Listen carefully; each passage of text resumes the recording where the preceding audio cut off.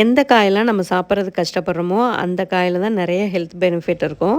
இந்த பீர்க்கங்காயில வந்து பார்த்திங்கன்னா, சர்க்கரை நோய் உள்ளவங்க, அதே மாதிரி ஸ்கின் டிசீஸ் வராம இருக்கணும்னு நெனைக்கிறவங்கலாம் இத அடிக்கடி சாப்பிட்லாம். இந்த காய வச்சு இன்றைக்கி நம்ம ஒரு கூட்டு பண்ண போகிறோம். அதுக்கு வந்துட்டு ஒரு பேனில் கொஞ்சமாக எண்ணெய் சேர்த்துட்டு, கடுகு, சீரகம், காஞ்ச மிளகாய், பூண்டு, கருவேப்பிலை இதெல்லாம் சேர்த்துட்டு 10லேருந்து 15 சின்ன வெங்காயம் சேர்த்துட்டு, அது கூடவே கொஞ்சமாக பெருங்காய பொடி, ஒரு சின்ன சைஸ் தக்காளி இதெல்லாம் சேர்த்து நல்லா வதக்கிடலாம். அடுத்ததாக வந்து கொஞ்சமாக மஞ்சள் பொடி, நம்ம கட் பண்ணி வச்சுருக்க பீர்க்கங்காய் இதெல்லாம் சேர்த்துட்டு அந்த பீர்க்கங்காயும் அதிலேயே வந்து 2 நிமிஷம் வதக்கிட்டு, இப்போ இதுக்கு தேவையான அளவு சால்ட்டு, 1 கிளாஸ் மட்டும் தண்ணி சேர்த்து க்ளோஸ் பண்ணி காய் வேகிற வரை வேக விட்டுறலாம்.